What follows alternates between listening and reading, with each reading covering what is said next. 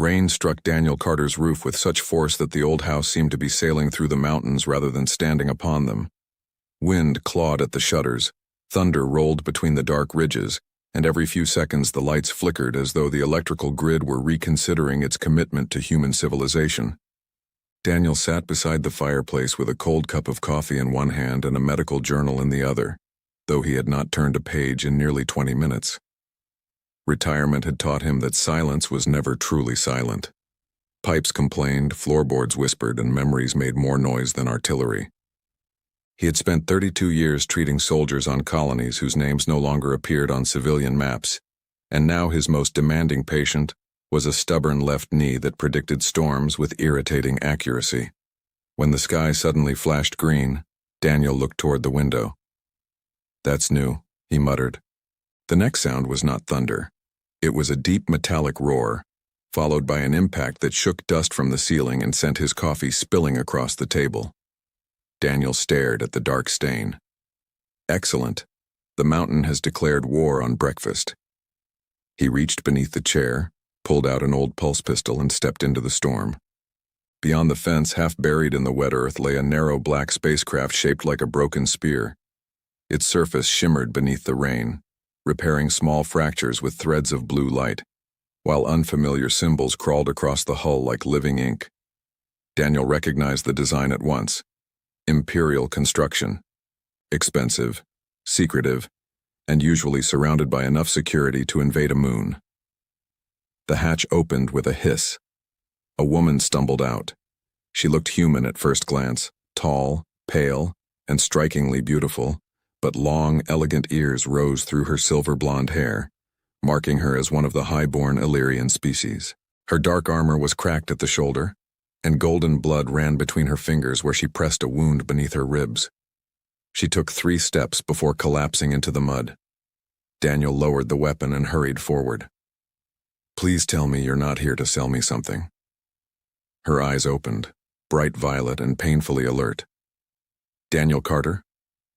Her voice was weak but carried the trained authority of someone accustomed to being obeyed. He froze.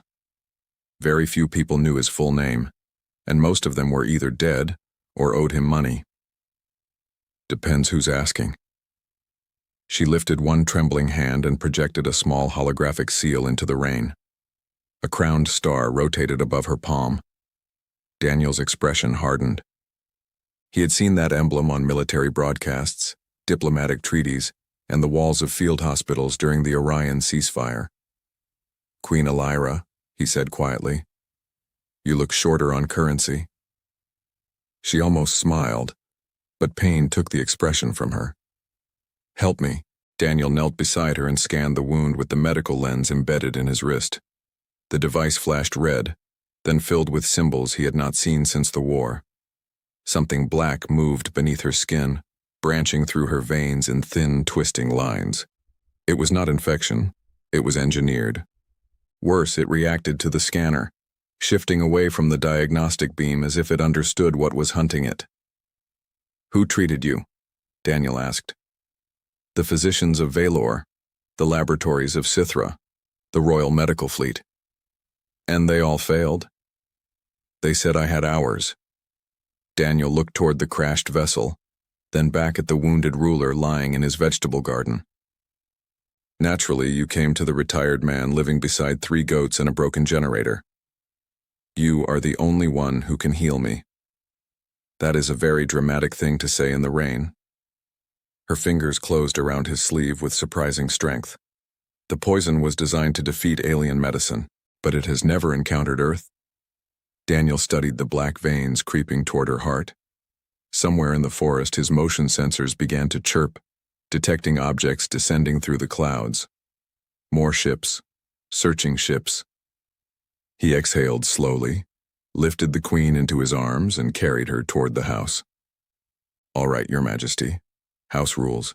No dying on the carpet, no summoning armies before breakfast, and absolutely no insulting my coffee."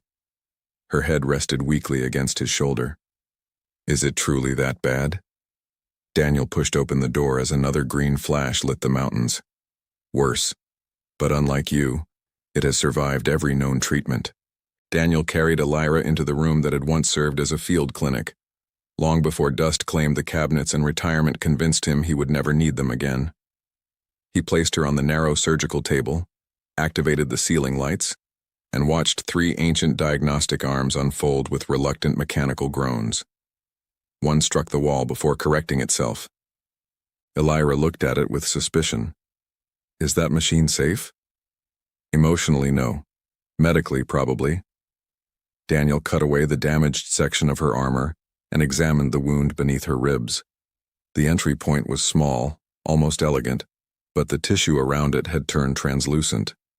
Black filaments moved inside her veins, retreating whenever his scanner approached. They were not spreading randomly. They were choosing paths, testing barriers, learning her body. Daniel changed the scanner frequency. The poison changed direction. He switched to thermal imaging. It cooled itself. When he attempted a molecular scan, it divided into thousands of smaller organisms and disappeared between her cells. Clever little nightmare, he murmured. Can you remove it? Elyra asked. Not with anything it recognizes. Daniel opened a metal cabinet and removed glass tubes, bacterial cultures, dried plant samples, and several containers labeled in handwriting, so old even he had trouble reading it. Elyra stared at them. Those are your medicines? Some of them. One container says do not open indoors. That one is for morale. Her long ears shifted slightly backward. Daniel noticed the movement and guessed it was the Illyrian equivalent of distrust. He drew a sample of her golden blood and divided it among 6 dishes. Into the first he released a modern nanomedical agent. The black organism consumed it. Into the second he introduced a standard antiviral compound. The poison changed shape and expelled it. The third contained a Martian fungal enzyme. The black filaments surrounded it, copied its structure, and became more active. Daniel frowned. Elyra watched the dish. It adapts instantly. Not instantly. It observes first. That distinction does not comfort me. It comforts me. Anything that observes can be confused. He took a jar from the lowest shelf and added 1 drop of cloudy liquid to the 4th sample. The poison recoiled so violently that it tore apart several blood cells while retreating. Elyra lifted her head. What was that? Yogurt culture. Silence filled the room. Rain hammered the roof. You are attempting to cure the ruler of 12 systems with breakfast? Technically, bacteria from breakfast. That is worse.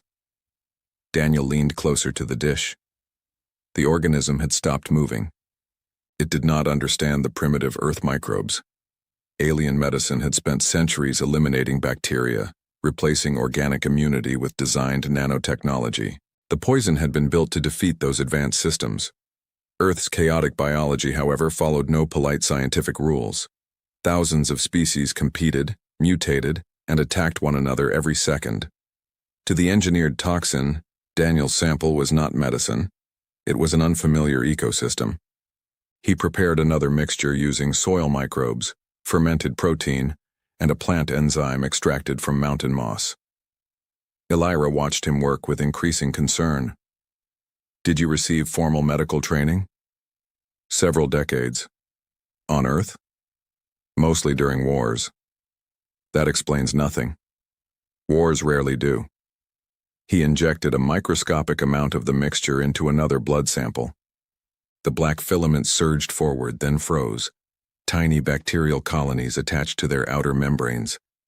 The poison tried to adapt, but each time it changed, the microbes attacked from a different direction. For the first time, it failed to predict its enemy. Daniel allowed himself a slow breath. There you are. Elyra looked from the dish to him. You found a cure? I found something it dislikes. That is not the same thing. A sound came from the corner.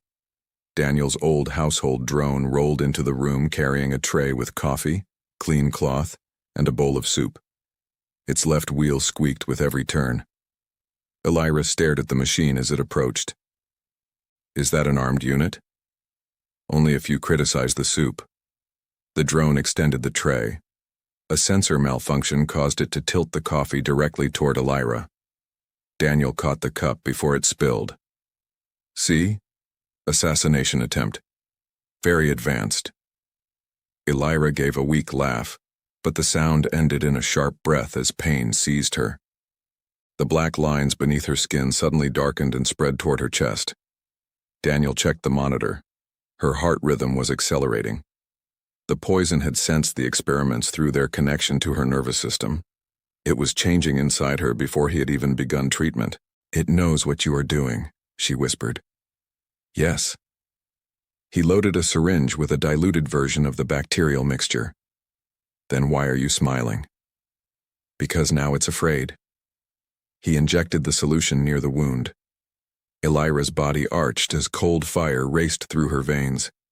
The monitor screamed, lights flashed red, and the black filaments twisted beneath her skin like trapped wires. Daniel held her shoulders while the poison attacked the new organisms. For several terrifying seconds, her pulse vanished from the screen. Then it returned, weak but steady. The dark lines stopped advancing. Elyra opened her eyes. "Did it work?" "You are still alive." "That was not my question. It is my favorite medical result." Outside, thunder rolled across the mountains.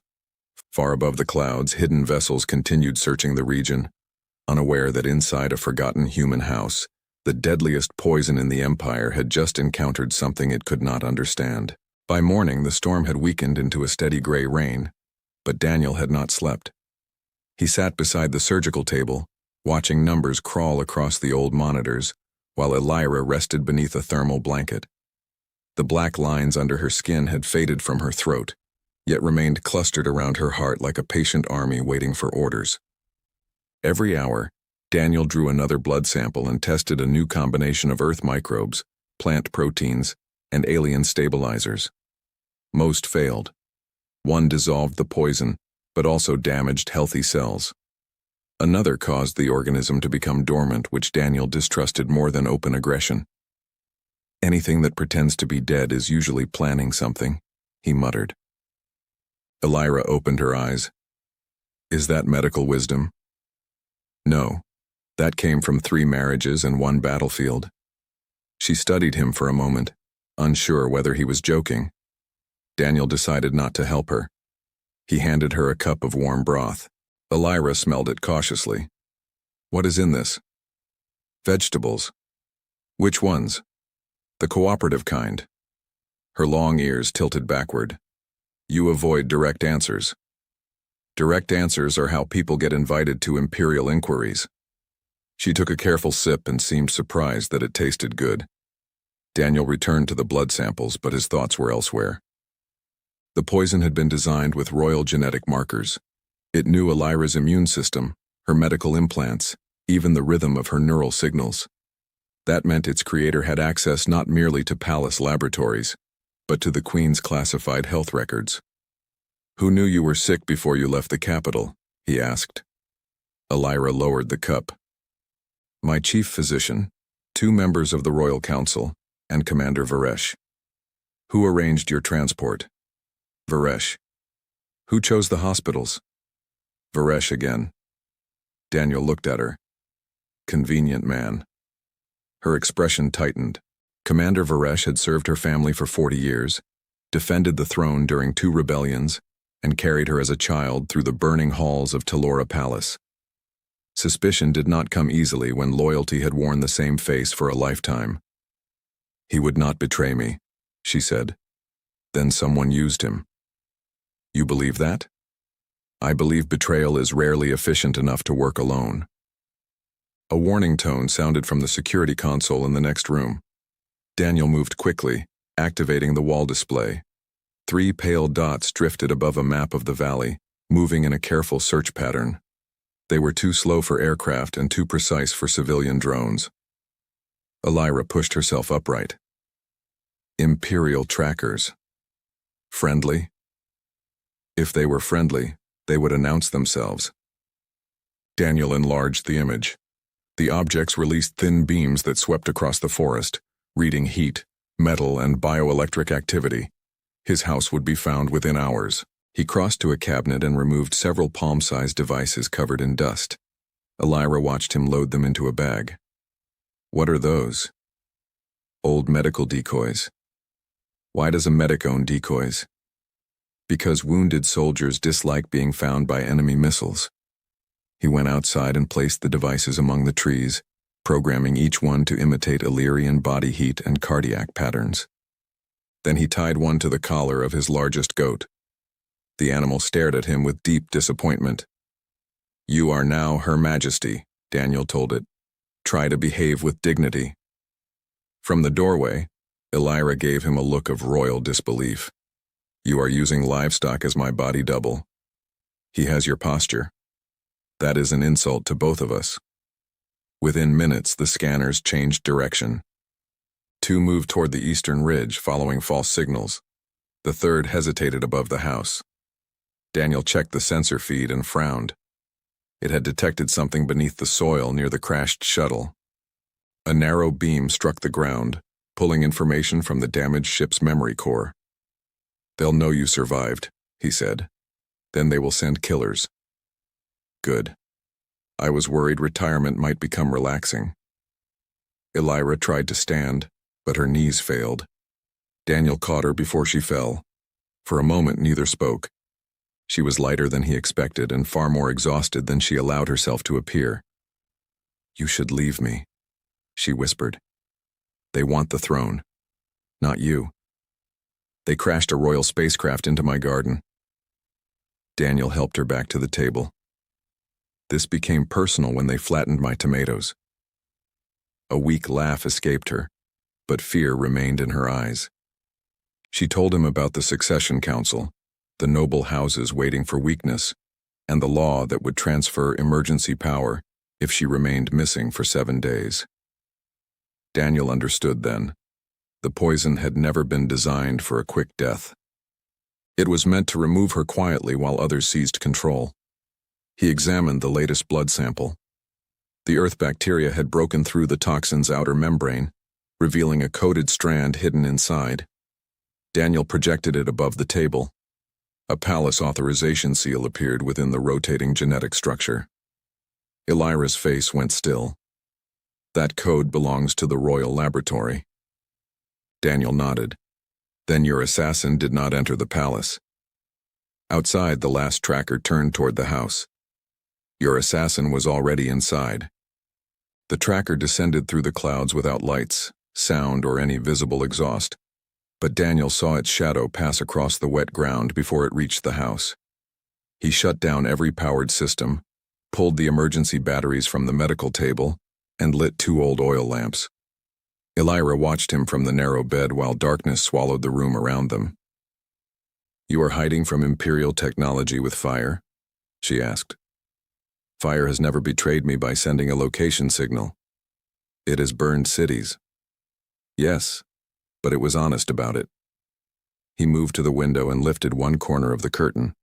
A black shape floated above the garden, scanning the soil where the shuttle had crashed. The tracker was no larger than a human helmet, yet Daniel recognized the precision weapon folded beneath its shell. It was not merely searching now, it was confirming. A thin red beam passed across the ruined tomatoes, paused, then turned toward the house. Daniel lowered the curtain. "Your visitors have poor manners." "How many?" "One machine, which means several soldiers nearby pretending they trust it." He handed Elyra a compact pulse pistol. She examined the weapon and gave him a tired look. "This model is older than I am." "Then show respect to your elders." The tracker fired. A blue-white bolt tore through the front wall, crossed the room, and struck the fireplace, exploding stone and ash across the floor. Daniel pulled Elyra down as another shot carved through the medical cabinet. Glass tubes shattered, bacterial samples spilled, and one container marked "Do Not Open Indoors" rolled beneath the table. Daniel stared at it. "That may become a problem." "What is inside?" "You were happier before you asked." He activated a handheld jammer built from mining components, a military transmitter, and part of his coffee machine. The tracker flickered in midair, corrected itself, and fired again. The beam missed the house and vaporized a pine tree. "Your device is failing," Elyra said. "It is improvising." "Machines do not improvise." The coffee grinder began screaming from inside the jammer. "This one is under emotional pressure." Daniel increased the output. The tracker spun sharply and crashed into the chicken enclosure. Feathers erupted through the rain as frightened birds scattered in every direction. One landed on the machine and pecked its sensor until sparks flew. Elyra stared through the broken wall. "Your livestock are surprisingly aggressive." Earth's first defensive line. A pulse of green light appeared among the trees. Then another. Soldiers were moving toward the house beneath active camouflage, their outlines visible only when rain struck their armor. Daniel counted 6, perhaps 8. They advanced carefully, expecting royal guards, automated defenses, or an emergency extraction team. They did not expect fishing wire, rusted farm equipment, and a retired medic with decades of battlefield resentment. Daniel led Elyra through the rear door and into a narrow storage cellar beneath the house. He placed a medical monitor beside her and connected it to the treatment line. "Stay here. I am still Queen. Tonight you are a patient, which is a lower rank. Nothing is a lower rank. You have never met hospital administration." He sealed the cellar door before she could answer. Outside, the rain had thickened again. Daniel moved through the darkness, activating the decoys he had placed earlier. Human heat signatures appeared among the trees.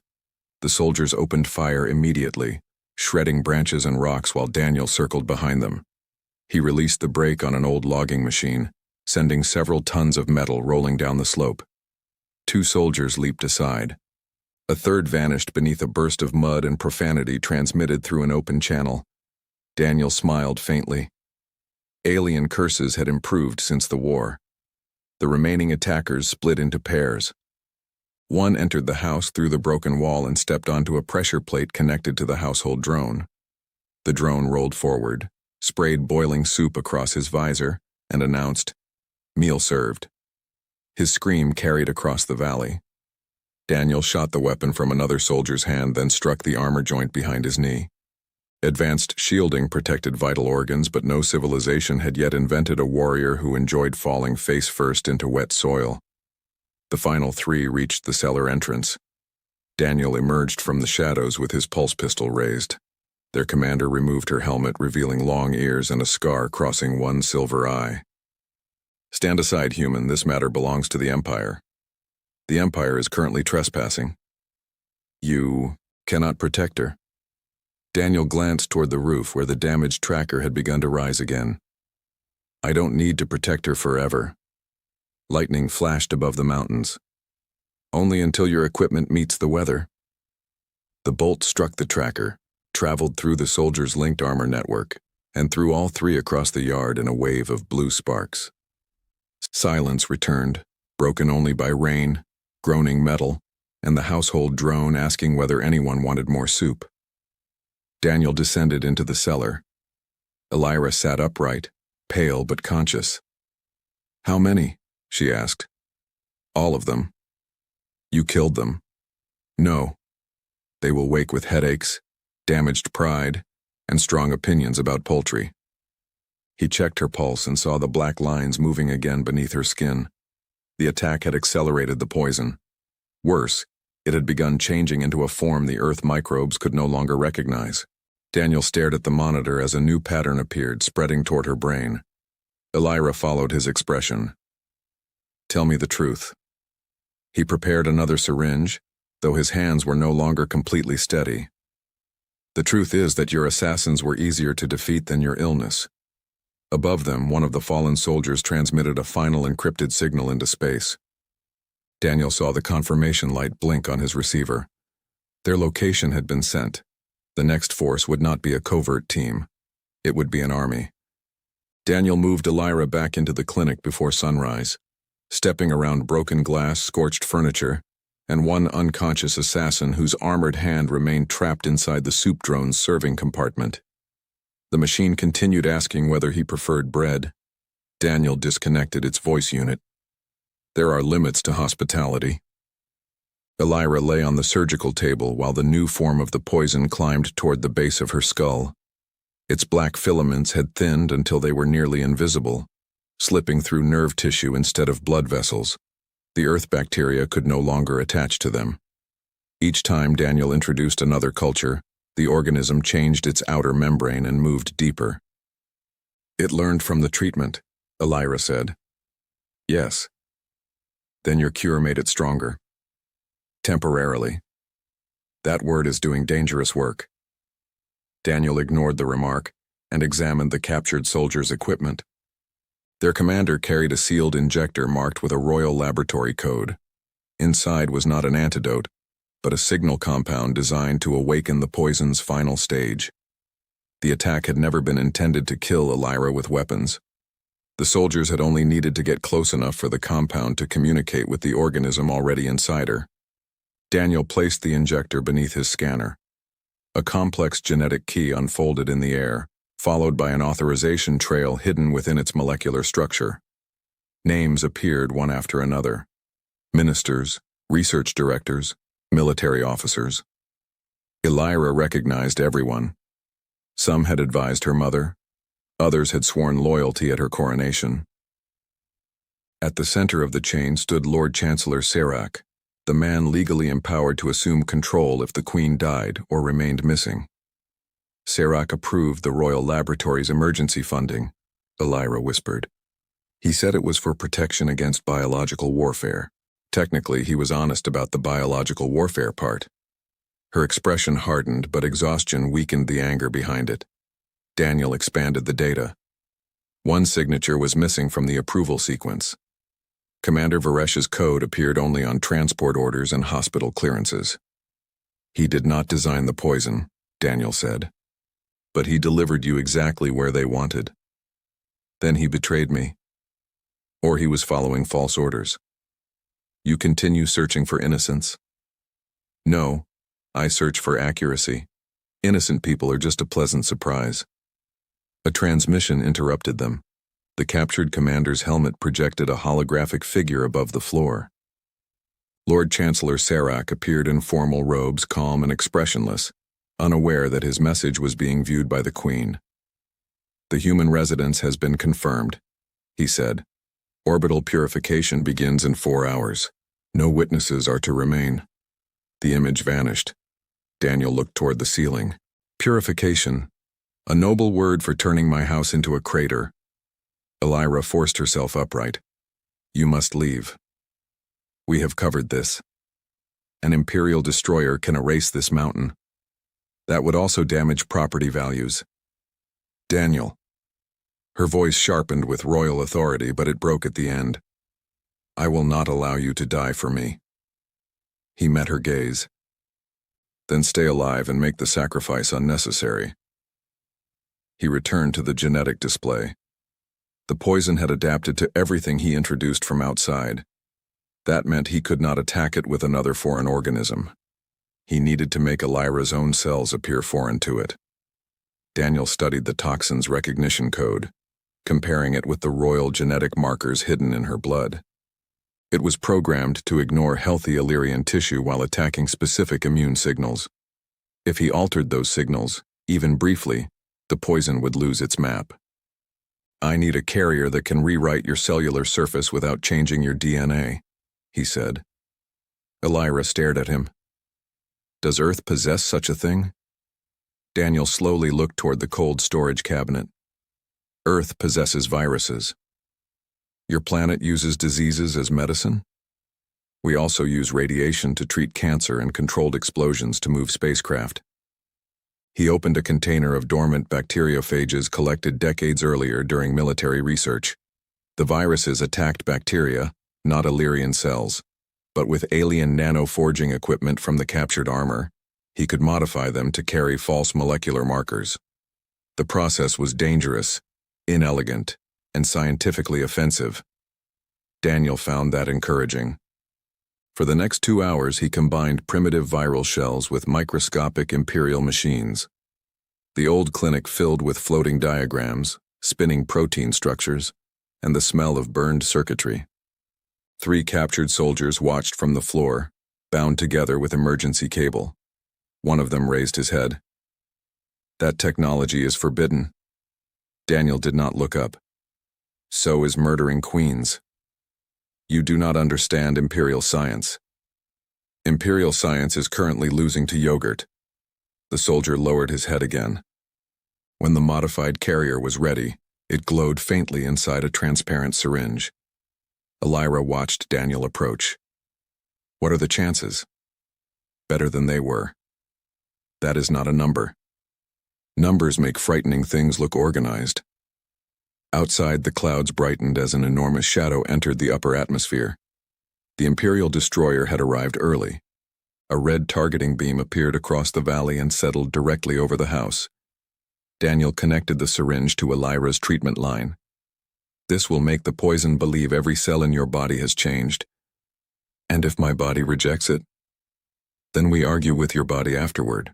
She reached for his hand. For the first time, the Queen's composure vanished completely. Do not let me become Serac's victory. Daniel tightened his grip. I have disliked him for nearly 6 minutes. That is more than enough motivation. He released the injection.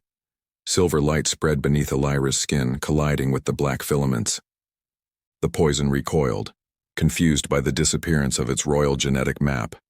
It divided rapidly, searching for familiar tissue, but every cell now carried a false signature. For the first time, the organism attacked itself. Elyra screamed as black and silver patterns raced through her veins. The monitors failed one after another. Above the house, the destroyer's weapon began to charge. Daniel held her steady while the poison collapsed into fragments small enough for the Earth microbes to consume. Her heart stopped. The targeting beam intensified. Then Elyra inhaled sharply, and the black lines vanished from her skin. At the same moment, a fleet of silver warships emerged from hyperspace above the valley. A familiar voice broke through the Imperial channel. This is Commander Varesh. By order of the Living Queen, disengage your weapon or be destroyed. Elyra opened her eyes. Daniel looked at the ceiling and sighed. He could have arrived before they ruined the tomatoes. The Imperial destroyer remained above the valley for 12 tense seconds before its targeting beam vanished. Commander Varesh's fleet surrounded it in a silent ring, silver warships holding position beneath the clouds while weapons locked onto the larger vessel from every direction. Daniel watched the tactical display through the cracked wall of his clinic and counted the seconds until the destroyer powered down. Reasonable people, he said.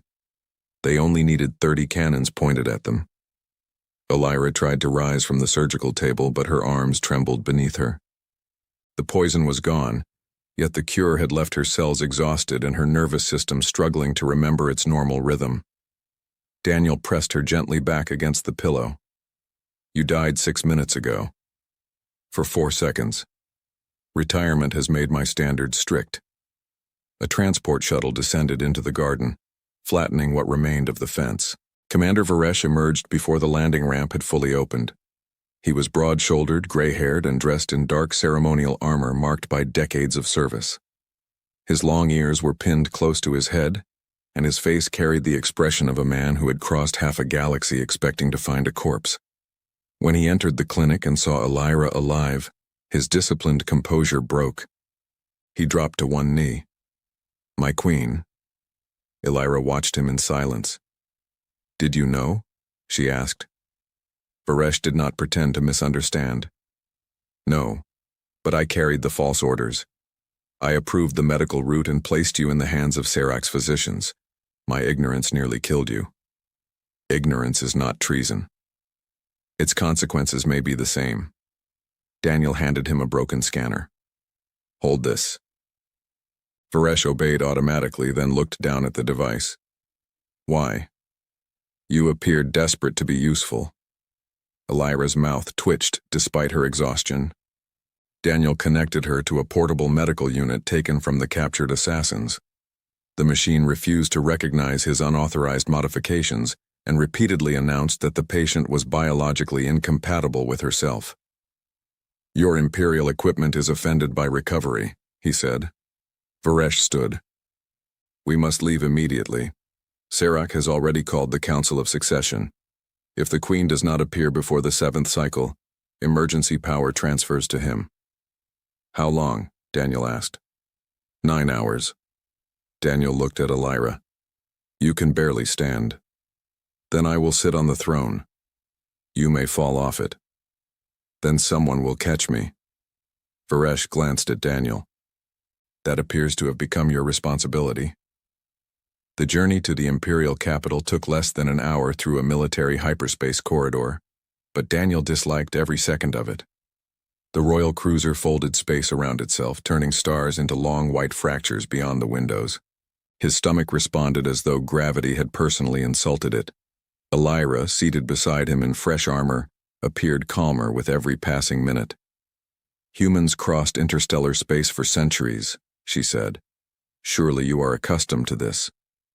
Humans invented oceans too, we still get seasick. When the cruiser emerged above the capital world, thousands of orbital platforms surrounded a planet covered in golden cities and dark artificial seas. At the center rose the Imperial Palace, a structure so vast that its highest towers pierced the atmosphere. Serakh's forces had already sealed the planetary defense grid. Automated batteries turned toward Varesh's fleet, and a warning filled every channel ordering them to surrender. Elyra leaned toward the transmitter. Her face was pale, but her voice carried across the system with the strength of command. This is Queen Elyra. Any officer who follows Serakh's orders after hearing my voice will answer for treason. For several seconds, nothing changed. Then one defense platform powered down. Another followed. Within a minute, half the grid had gone dark. The remaining stations rotated their weapons away from Varesh's ships and toward Serakh's command vessels. Daniel nodded. Nothing encourages loyalty like reminding everyone the supposedly dead queen is listening. They entered the palace through a restricted military gate. The halls were crowded with guards, ministers, and frightened officials who stepped aside when Elyra appeared. Some bowed. Others stared as though they had seen a ghost wearing royal armor. Daniel walked beside her carrying the genetic evidence, the captured injector, and a refrigerated container filled with the remains of the poison. Try not to drop that, Varesh warned. I was planning to juggle it during the hearing. The doors of the succession chamber opened. Lord Chancellor Serakh stood before the assembled council, one hand raised over the imperial seal. He was older than Daniel expected, with white hair, perfectly arranged robes, and the calm expression of a man who had rehearsed victory too many times. When he saw Elyra, his hand lowered slowly. Your Majesty, he said, we were told you were dead. You paid generously to ensure it. Murmurs spread through the chamber. Serakh recovered quickly. A serious accusation from a ruler who has clearly been influenced by outsiders. His gaze settled on Daniel. A primitive human medic. Daniel placed the container on the council table. Inside, the black fragments stirred weakly beneath the preservation field. Several ministers stepped back. Primitive is a flexible word, Daniel said. This poison defeated your finest laboratories. Then it lost a fight with bacteria from my kitchen. Laughter escaped somewhere in the chamber before being swallowed by silence. Serakh's expression tightened. Daniel activated the evidence display. Approval codes, laboratory records, payment chains, and genetic signatures unfolded above the council floor, all leading back to Serakh's office. The Chancellor studied them without panic. Fabricated. That was my first thought, Daniel replied. Then your assassin kindly brought the original authorization key to my house. Varesh placed the captured injector beside the container. Its royal code illuminated automatically, matching Serakh's signature in the projection. Several council members moved away from him. Serakh's calm finally cracked. He reached beneath his robe and activated a hidden command device. Every palace guard froze as control signals seized their armor. Weapons turned toward Elyra. Daniel stepped in front of her before anyone could speak. Serakh smiled. You healed her only to die beside her. Daniel looked at the guards, then at the command device. You built your control system using the same imperial network as the poison. Sarak's smile faded. Daniel raised a small transmitter assembled from the assassin's equipment and one surviving piece of his coffee machine. That was careless. He pressed the switch. The armor network filled with false biological signals, each one contradicting the next. The guards' weapons shut down, helmets opened, and Sarak's command device began broadcasting household maintenance instructions across the palace. A mechanical voice announced that the coffee reservoir required cleaning. Daniel lowered the transmitter. It has been saying that for years. Varesh arrested Sarak, while the council watched in stunned silence. Elyra remained standing until the chamber doors closed behind the traitors. Then her knees weakened. Daniel caught her before she fell. "You were right," she whispered. "About what?" "Someone caught me." He steadied her as the council began chanting her name. "Try not to make it a royal tradition." Sarak's conspiracy collapsed before the second sunrise.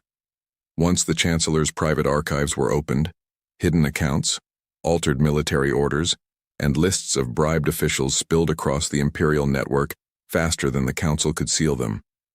Several nobles attempted to flee aboard diplomatic vessels, only to discover that Queen Elyra had already transferred control of every royal gate to Commander Varesh. One minister disguised himself as a maintenance worker and was arrested because he had never held a cleaning tool correctly. Daniel considered that the most convincing evidence against him. The trials lasted 23 days. Sarak continued claiming that the evidence had been manufactured by humans, though this argument weakened when his own laboratory engineers began testifying against him. The forbidden biotech facility beneath the palace was dismantled, its research cores sealed, and every surviving sample of the royal poison was destroyed beneath the supervision of scientists from 12 worlds. Daniel kept one inactive fragment. When Elyra discovered it, she stared at him across the medical chamber. "You were ordered to destroy all samples. I destroyed all dangerous samples. And that one? It is trapped in crystal, disconnected from nutrients, and currently less threatening than palace soup." Elyra glanced at the tray beside her bed. "That comparison does not reassure me." Her recovery was slow. The poison had left microscopic scars through her nervous system, and the cure had temporarily altered the molecular signatures of nearly every cell in her body. Imperial physicians treated Daniel's methods with horror, fascination, and professional jealousy. They recorded every stage while repeatedly asking why Earth medicine used bacteria, viruses, toxins, and radiation as treatments. Daniel gave them the same answer each time. Humans are uncomfortable with simple solutions. 3 months later, the first joint Earth-Illyrian Medical Institute opened in orbit above the capital. Its laboratories combined imperial nanotechnology with Earth's biological diversity, creating treatments for diseases that had resisted galactic medicine for centuries. Daniel was appointed director without being consulted. He attempted to resign twice, but both documents were returned with royal corrections. The third time, Elyra visited his office personally. "You saved my life," she said. "That does not qualify me to manage 700 scientists. You also defended your home against imperial soldiers. They were poorly prepared for chickens. You exposed a conspiracy. They brought the evidence to my door. You rebuilt the Empire's medical doctrine." Daniel leaned back in his chair. "You have an irritating habit of making retirement sound irresponsible. I learned from you." Commander Varesh remained head of the Royal Guard, though he refused every decoration offered to him. Instead, he established an independent system requiring all royal medical and military orders to be verified by multiple offices. He also sent Daniel a replacement garden fence, 6 security drones, and a formal apology for the tomatoes. The drones lasted 2 weeks before Daniel reprogrammed them to chase goats away from the porch. Elyra changed as well. Before the attack, she had trusted institutions more than individuals, and believed authority could protect the Empire from corruption. Afterward, she opened council sessions to civilian observers, limited emergency powers, and replaced several hereditary positions with elected representatives. Some nobles complained that the reforms weakened the throne. Elyra answered that a throne which feared questions deserved to be weakened. A year after the storm, Daniel returned to his mountain home. He told the Institute he required peace, though he secretly wanted to know whether silence still felt as heavy as it once had. The house had been repaired. The clinic was cleaner, the roof stronger, and the coffee machine had somehow survived despite contributing parts to multiple acts of interstellar sabotage. Daniel sat beside the fire with a medical journal in one hand and a fresh cup in the other. This time he turned the page. A low vibration passed through the windows. He looked toward the ceiling. No. Silver light filled the yard as a royal shuttle descended beside the house, carefully avoiding the garden. The hatch opened, and Elyra stepped out wearing simple traveling armor rather than ceremonial robes. Her silver blonde hair moved in the mountain wind and her long ears were uncovered. No guards followed her. Daniel met her at the door.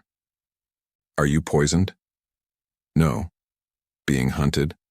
No. Attempting to reform another civilization? Not today. He studied her suspiciously. Then why are you here? Elyra held up a small wooden box.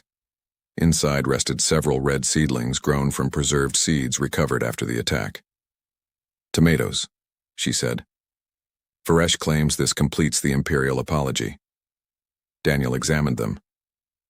Did he test them for hidden transmitters?